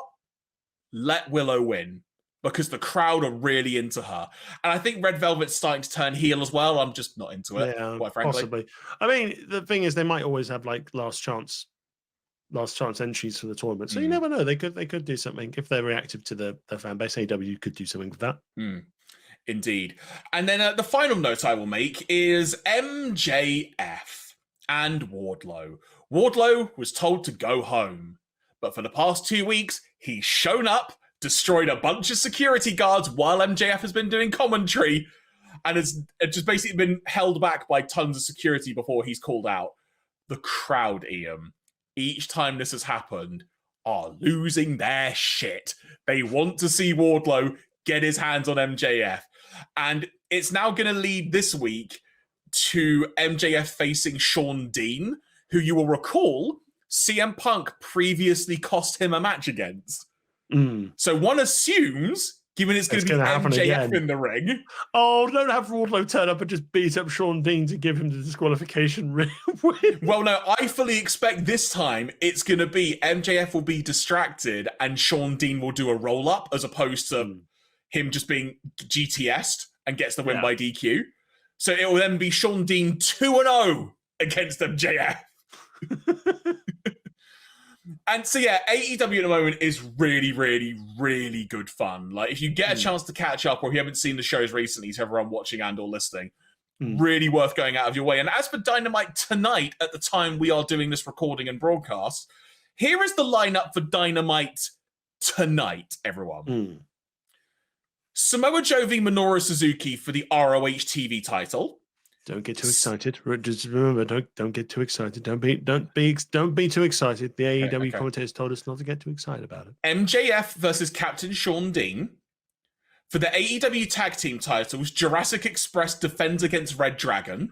Now, with that, with Cole facing Page on Friday, part of me thinks, I think there could be a title change to the tag belts. Can I add a wrinkle into this for you? Because you haven't seen AEW, so you should know this. Is Christian going to turn heel? I think it was on Dynamite last week, if I remember correctly. Adam Cole beat Christian Cage. Oh. And Cage end up being succumbed to the low blow, if memory serves correctly. And he was in a backstage segment with Jurassic Express later, and he was just so pissed off as the interview began, he just threw his water bottle away and walked out. So part of me wonders... Yeah, literally, part of me wonders if he's like, the heck am I doing? And he's just going to cost them the belts or something. Which, if that's what happens, I am for, because I think the potential matchups are going to be great. We're also going to get Marina Shafir versus Sky Blue. Marina Shafir, who is going to be the next challenger for the TBS title against Jade Cargill, former MMA fighter. So we're getting some good promos from Jade on that as well. Yeah, she was part of Baser's little faction in NXT 1.0 as well. Yeah. So she didn't really get much of a chance to really demonstrate what she could do. But things are looking positive for her at the moment. So that's good. Indeed. We're going to get Keith Lee and Swerve against Powerhouse Hobbs and Ricky Starks. That's going to be great fun. We're also going to get Eddie Kingston, Santana, and Ortiz against the trio of Jericho, Hager, and Garcia from the Jericho Appreciation Society, following the backstage brawl that occurred last week, which involved Eddie Kingston throwing a TV at Chris Jericho. Because and then the TV being broken for consequent for subsequent backstage segments. So much so, MJF got pissed off and just shouted, "Will someone fix this damn TV?" But another match that's been announced, the final match, I believe, for the show tonight, Ian. Casually, being announced on the internet. Penta Obscuro versus CM Punk. Because... this is one of the most loaded dynamites. And then we've got Rampage on Friday with the World Title Texas Death Match. The heck is going on? Jeremy, you're getting too excited. Don't get too excited. That's not how AEW want you to get excited. Sorry, I'll have a swig of generic, non-branded, blatantly not Pepsi Max cherry cola. Oh, you've lost the sponsorship deal then. We're not sponsored, by the way. There you go. So you tried to cover it up there.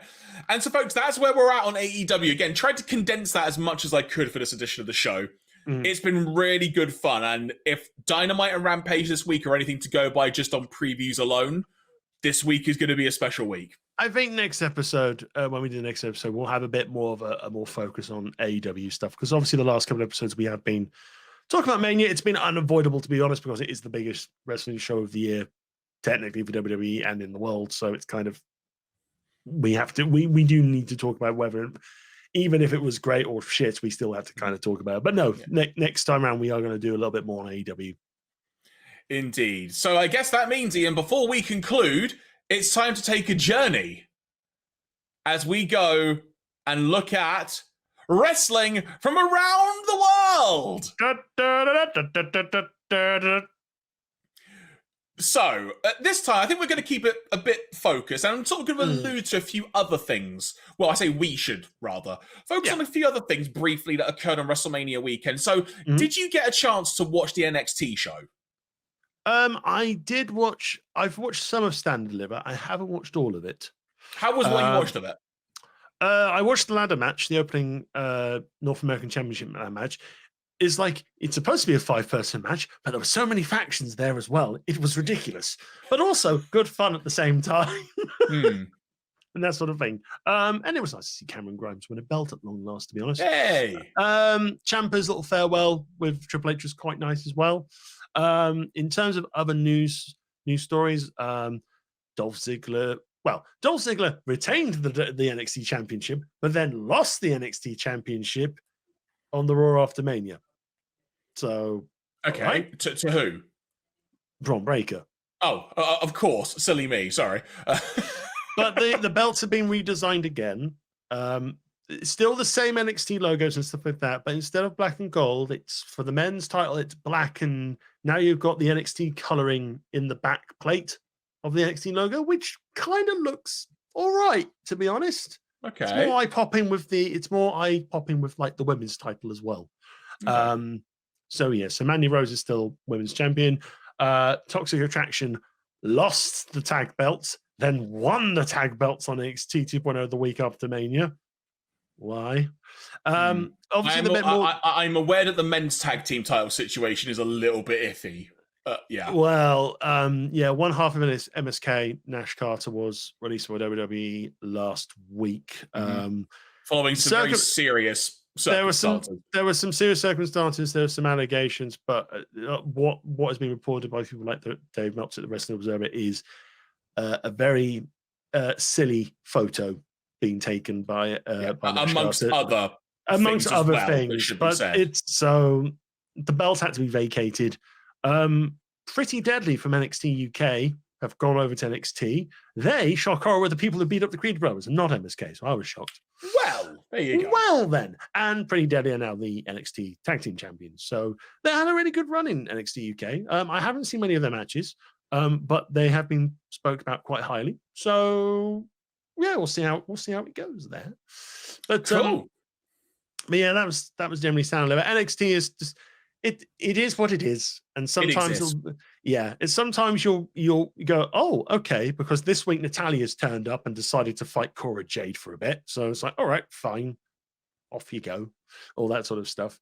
And Braun Breaker's getting into a fight with Joe Gacy, who first one week kidnapped Rick Steiner, and then this week melt the Hall of Fame ring. He only just got it. It's a bit harsh. He's no longer Hall of Famer now, is he? I mean, that would suck if that's how it works. But no, hopefully not. No. So yeah, but no. Hall of Fame on the Saturday. I watched bits of it. I mostly watched the TED Talk by the Undertaker. I haven't seen any of it yet, but I saw like the clips that aired on WrestleMania itself. It's like the first couple of moments. It is quite emotional in a way. Just the whole sort of big stand ovation, which I think goes on for about 5, 6, 7 minutes worth. And it's like Taker wants to start talking, but it's like, nope, moment's getting the best of him again. But then it's like, I like that. It's like the way he sort of approaches the speech and the way he talks to the audience. It's like, it's very respectful, because it's like the basis of it is basically says, because you've been so respectful to me as a character for 30 years, I am going to be respectful for you for the next how many minutes as I talk to you as Mark Holloway, and I'll guide you through the many life's journeys that I have and give you the 3 things that I will advice to people. It literally was like a TED Talk, but it was a fun TED Talk. It was. I'm looking forward to seeing that. Out of interest, how was Vince's introduction? Did you see that? It was fine. It was all right. It was just Vince just kind of being Vince. Crowd trying to get along with the what chants, and he's going to go. He just times where Vince goes, "I'm going to get the Undertaker to come out and beat all your asses." And it's like in good old sort of kayfabe Vince annoyance. But no, then did he go? Now shut up. This is a Hall of Fame. Not really. To those words, yes, but not really. But generally, in terms of Taker's, the nice thing about Taker's little sort of speech things is that they gave him a wireless mic, so that he wasn't at the podium for a lot of the time. Basically, okay, so like a little head mic. So he had like an air mic. In the ring, there are 4 costumes throughout his. So obviously, you have like classic. You have the old dead man. You have the classic. You have the modern dead man. Bad, big, evil, and even like some of the new generation stuff as well. And basically, it's just kind of like a nice sort of. He just sort of walks around the ring. He just kind of talks to people. He just kind of talks about sort of like some of the life story, some of his memorable stories, like his little hijinks with the Godfather, recounting some of his more memorable sort of moments or memorable sort of people that he's worked with. So like Paul Bearer, Triple H, that sort of stuff. It's really good. It's like the thing you look and go, wait a minute, he's going to be talking for like an hour and a bit. It just flies by. It's actually quite amazing. Fun. It is good. It is good. It's kind of like how it's like he's clearly done a lot of practice, because it's like able to kind of hold everyone's attention. And there was very few interrupters, apart from someone in there going, "I love you, Taker." And he goes, "I love you too." And then goes, "I love you more." Now let's not turn this into a love fest, guys. I mean, hey, at least he played off of it. Fair play to him. It's like let's all have the love. It's fine. We don't need to do this. Hecklers are annoying, but if you know how to shut them down politely, it works really well. Yeah, which is nice. Yeah. Amazing. I'm looking forward to watching the Hall of Fame when I get a chance. Hopefully, given it's Easter weekend, it'll give me another day or two to maybe chill out. Definitely check it out. Definitely check out for Taker's speech, because it's just like I said, it's this strange sort of like interview thing where he's just kind of no one's interviewing him. He's just going off on an undead ride for the next 60 minutes. Buckle up. Nice. I'll definitely give that a watch. In terms of my WrestleMania weekend viewing, I actually got through far more than I thought I was going to. Like you consumed all the wrestling, every bit of the wrestling. The wrestling is going on forever, Jeremy, though. I mean, not all of it, but I got through a lot. I got through the WrestleCon Super Show, which was some good fun, randomness. I randomly saw Barry Horowitz wrestle in like a 10-man tag match, which... As you do. That happened. I also saw some of the Impact Multiverse of Madness matches, whatever it was called. Multiverse of Matches, sorry. I've seen some of that show, not all of it yet, but I'm hopefully going to finish that off this weekend. Okay. And then I got a chance to watch ROH Supercard of Honor, which in the landscape of AEW, it actually plays into a fair amount of stuff. Jay Lethal turned heel on the show, literally by throwing a low blow on his opponent. And he looked kind of conflicted about it. But then this was cemented at the end of the show, like we were alluding to earlier, when he came out to sort of talk to Jonathan Gresham, basically go, "Hey, good job, give me a title match." And Jonathan Gresham effectively going, You changed. I don't think you deserve this. You're not honorable, effectively. But you're not pure wrestling, are you? No. There you go. And then effectively, Sonjay Dutt coming out because they've established that they're really close friends and like trying to stop Lethal from beating on Gresham. And then he just joins in. And that's when Samoa Joe comes out and destroys Sonjay Dutt. So Lethal and Dutt are now a duo. But it was actually nice to see how they're integrating this into the AEW stuff. And the FTR Young Bucks match played up how the utterly fantastic go out of your way to watch this FTR versus the Briscoes match. Go and watch it. I'm not going to elaborate too much. Just watch it, soak it all up, get lost in the ride. It's probably the best match of all of WrestleMania weekend from any promotion. It was so good. I have not seen it yet, so I do need to go out of my way and see it. Indeed, but that played into what happened after the fact because the Young Bucks showed up and attacked FTR, which led to the match on Dynamite. So they actually did use that show to further storylines, even though the show was running head-to-head technically with the broadcast of Rampage that week, which in and of itself is quite amusing. Elsewhere, Wheeler Yuta won the Pure title, so he's now got a championship, which is pretty cool to see. And it was just... And I mentioned Willow Nightingale having a match as well. Like, she really shined for me on that show. But overall, it was just really good fun, this show. I haven't watched an ROH show in a long time. Tully Blanchard is now in ROH as well. He's establishing Tully Blanchard Enterprises. And Brian Cage is like his hot client, if you will. Yeah, so he's now got more imposing big men there to kind of... Exactly. Throw. And so yeah. Oh, I'm sorry. Sorry, no, I'm done. That's fine. So it's going to be interesting to see how ROH is integrated, going forward into the landscape of AEW. This is a fun experiment at the very least, and hopefully it won't be a case where there's just going to be far too much, and you have to watch Ring of Honor to know fully what's going on. But there's definitely some things they can do, which can gradually here and there come back and forth, like Minoru Suzuki winning the ROH TV title, for example. It's a nice sort of good way to integrate it, but it not be a major part of it. But what I do like about it, Ian, and this is something that has happened on AEW for a while, is it just implies the wrestling world doesn't end with AEW. It implies there's more out there. So much so that I think Dynamite and Rampage are now starting to be broadcast on New Japan World on their service. They are, yes. And they're doing Japanese commentary, and there's been like Reddit threads going on of what's been said. And like Shingo Takagi is commentating on AEW in Japanese. Oh, wow. And he's like watching matches. And I can't remember which one it was. I think it may have been the FTR Young Bucks match from Dynamite. And he was talking about someone's comeback, and he's like, yeah, this is American wrestling. Like, I really like this. And he went, oh, it's so cool to see the fans being like really active. I hope I can wrestle in front of a crowd like that again soon. Wow. And it's just like little personal anecdotes, and it just seems like it's been really fun to watch. I wish it was subtitled. Yeah, I think I'm curious to see how Ring of Honor pans out from a kind of, obviously if it's I think the thing is and you kind of talked about it a little bit, is I don't want Ring of Honor to turn into like the Dynamite, Rampage, Dark. I don't want it to turn into like the fifth AEW show. Yeah. Because if it turns into the fifth AEW show, it's like, sorry, that's too much. It's like, I know it's like, to be honest, mate, it's too much already. But I mean, try and watch 7 hours of wrestling from WWE and 5 or 6 from AEW in a week. It ain't happening. It ain't happening.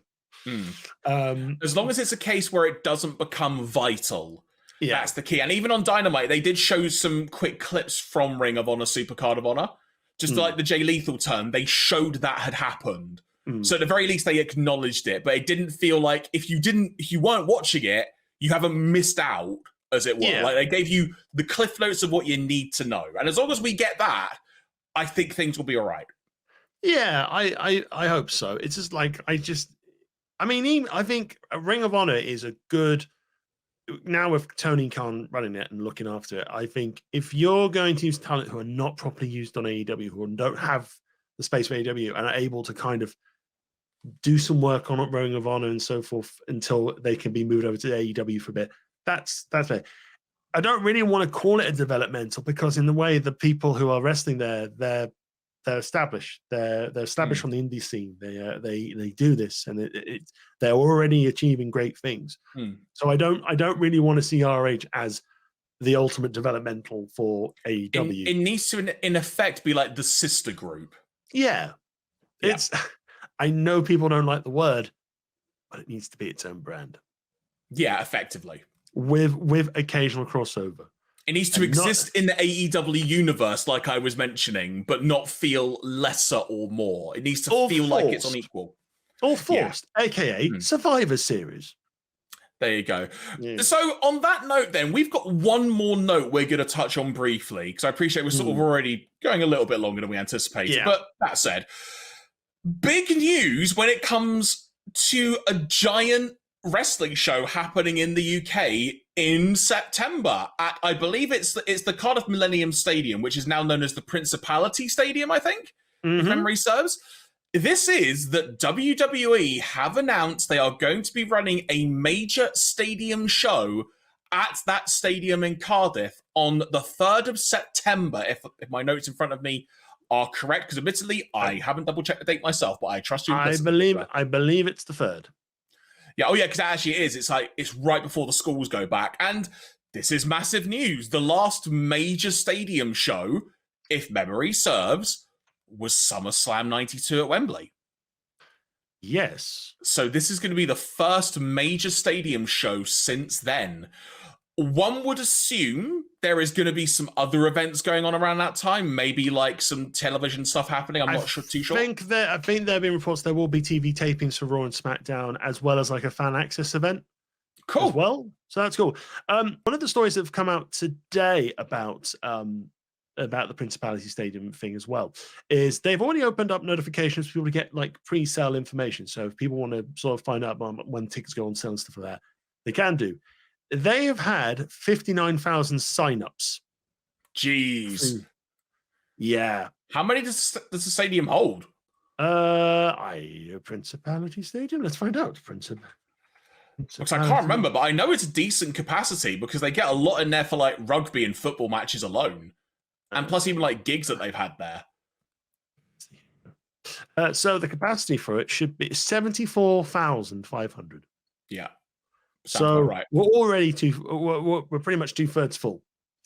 And well, that's assuming everyone that signed up is going to buy a ticket. That is. I mean, I also kind of signed up for that as well. Oh, nice. Have you? Nice one. I didn't know. Because I kind of, it's like if the ticket prices are fine, I would probably fancy going because it's a stadium show, and if it's only one for a while, it's like, yes, please. Do you know what?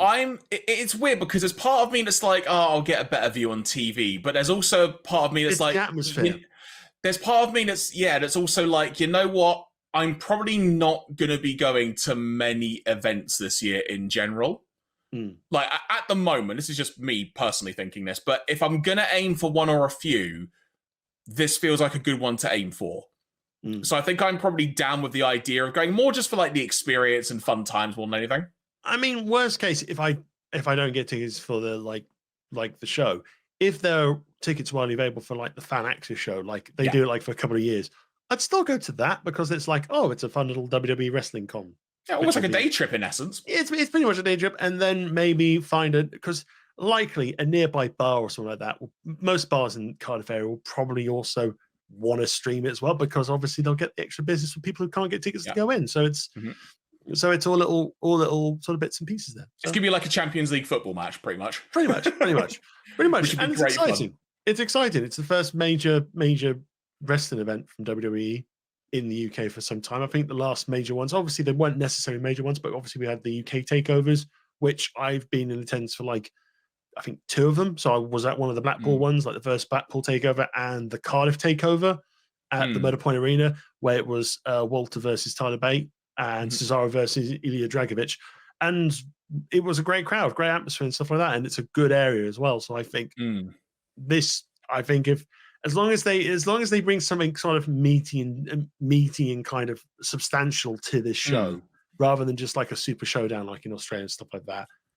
I'd like to think they've learnt their lesson from that, because if anything, if you can judge anything now, the Saudi shows, unfortunately, actually matter when it comes to long-term effects in WWE. Because I think in terms of the pay-per-view calendar, we've got SummerSlam on the 30th of July this year. And then, Yeah, and then the next show after that, the next Premium Live Event is the Cardiff show. So it will be something substantial. Okay. Or something. I wonder what one it would be then, technically. Like, I'm just trying to think in the calendar what name it might be. I think we've got Backlash, then it's Hell in a Cell, then it's Money in the Bank, then it's SummerSlam. TLC, I think, is the next Saudi show. So it's something in between there. Might be fun for a No Mercy. They should give it like his own special name, like, Dragon Rana or something. I don't know. Because, Welsh Dragon. Like something Welsh. I don't know. I'm going to www.com/premium. I don't want to watch the network. No, I don't want to watch the network. I just want to see the show. It's going to be like the Premium Live Event calendar. I didn't know. I just want the calendar. Here, I'm scrolling down as well. We're both looking at the same time. So, it could be Clash of Champions. Clash of Champions, maybe. I mean, imagine Clash of Hell in a Cell in the Cardiff Stadium. It won't. I don't know. Hell in a Cell, I think it won't. But just imagine if they did. Yeah, Hell in a Cell is Clash of Champions. In terms of the ordering of events, that would be the logical one to assume at the moment. Yeah, I think Clash of Champions would. I think that would actually be a good one. I think that'd be a good. I think that'd be a good one to take down there, because it definitely will not be Survivor Series, because that's Thanksgiving. Mm-hmm. They could say Crown Jewel, because it's the Crown Jewels. It's like, but you're in Wales, WWE. It's the Crown Jewels. Yeah, but if WWE geography is anything to go by occasionally. Or Extreme Rules, but I don't think it'll be Extreme Rules. Has that happened yet or not? Oh, no, Extreme Rules is the one that happens before Survivor Series. Oh, okay, because on this site... That's October, so that'll be October. So... Yeah. Oh, yeah. I just realized these events aren't actually technically in order. In date order. But if I have a quick look at when Clash of Champions September was the last time they did Clash of Champions was September 2020. That kind of lines up then, doesn't it? Basically. Yeah. So there we go, folks. I think one thing that's safe to say is in the coming weeks and months, we will be keeping tabs on this, because we are both at the very least interested. We've also got mutual friends who want to go to the shows as well. So it's kind of like, exactly. It'll be cool if we can go to the show and stuff like that. I mean, let's be honest, the tickets are going to, knowing WWE prices, the tickets are going to be kind of silly pricing. Especially with the way things are currently here in the UK. I mean, I would say, as long as I can have a decent seat where I can actually see a screen as well, I don't mind if I'm in slightly up towards the rafters, because at least I can say I was there. Yeah, that's kind of what I did for the WrestleMania I went. It's like, I still looked at the ring. The action was very tiny because I didn't have binoculars, but I still had a screen up. Like that tiny little ant is beating that ant. Yes, wrestling. But folks, that I think for today is going to wrap up this edition of BunkaMania. Thank you very much for joining us. If you haven't already and you've enjoyed the show, make sure if you're watching us live on Twitch as we record this, to give us a follow and or a subscribe if you feel so inclined. You can find us on Twitter and Facebook. Twitter is at Bunkazilla UK, and search for Bunkazilla UK. BunkaMania. No, that is correct. It's been a long day already, folks. Sorry, try that again. If you would like to follow us on Twitter, make sure you search for @Bunkazilla UK. If you feel so inclined as well, you can find the Facebook group. Search for Bunkazilla UK, and you can find that just fine. The same is exactly the case as well if you want to find our YouTube channel. Good sir, if I have got my dates correct, I think our next show will be in 2 weeks' time. So that will be recording live on Wednesday, the 27th of April. If I've got my dates correct on the calendar in front of me. So that will be when our next broadcast is. But any additional Bunkazilla notes you would like to impart upon everyone today? In terms of general stuff, we'll be back on the... So obviously BunkaMania is back on the 27th. Keep an eye on our social channels. We'll reveal where it is going to be broadcasting. There may be a little change to where we showcase the show initially live, simply because I believe both myself and Jeremy now have new jobs. So obviously we're trying to find ways to make the show work and also be able to dedicate the time to the new positions that we have. But it's not that the show's going to finish or anything like that. We are committed to continue doing the show because we've almost been doing this a year. So it's been good stuff. It's been lovely. So yes, keep an eye on the social media channels, especially Twitter and the Facebook page. We'll give you more information about what is next on Bunkazilla in terms of BunkaMania. I think the next episode, as we talked about, will be more an AEW-centric show. There will be probably a quick look at the Backlash card because Backlash is happening I believe it's happening on the 7th of May. And I'm away on that holiday that weekend. So yay. In Scotland with no internet connection probably. So that's going to be... Oh, there you go. That's going to be fun. So I'm going to have to kind of come back and watch that on a Monday before I go back to work. So yes, and then obviously Quiz Match will be back on the 29th of April here on the channel. So if you want to see people put their geeky knowledge to the ultimate test and get to enjoy some very, very mean rounds, despicable rounds, but also entertaining rounds at the same time, then by all means come along and join us. It usually kicks off 7:30 on Fridays, British summertime, of course. And if you want to email us and talk about some of the stuff that we talked about in the show, or talk about your thoughts about upcoming stuff for wrestling, drop us a line at BunkaMania@bunkazilla.co.uk, and we will read out any emails in future episodes. And don't forget, if you would like to as well, let people know you've been listening and or watching the show. Tell a friend. Get them to have a little download of the audio, if you will. See what they think of it. We would love to hear other people's thoughts and opinions on the show. On that note, from myself, Jeremy Graves, from him, the Dekker Dane, Mr. Iain Boulton, we have been BunkaMania. Thank you very much for tuning in. Until next time, wrestling! Cue the pyro. Good night.